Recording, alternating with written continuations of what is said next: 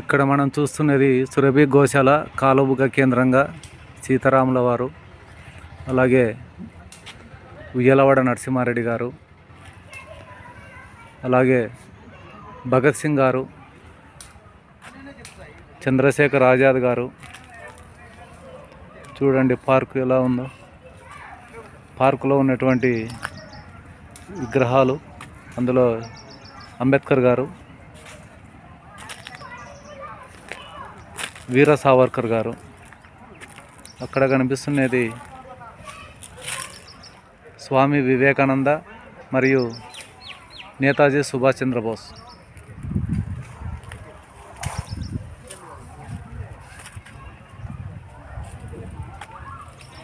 Park ఇదంతా.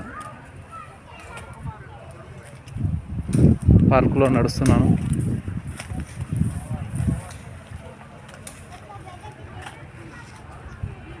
ఈ పార్కుకి entrance అటు.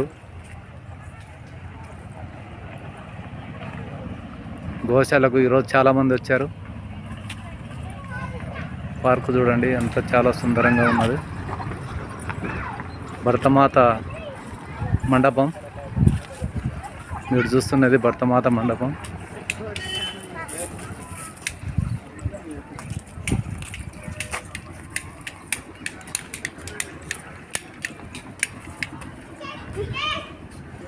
ఈరోజు వివిధ గ్రామాల నుంచి గోశాలకు చాలామంది వచ్చారు.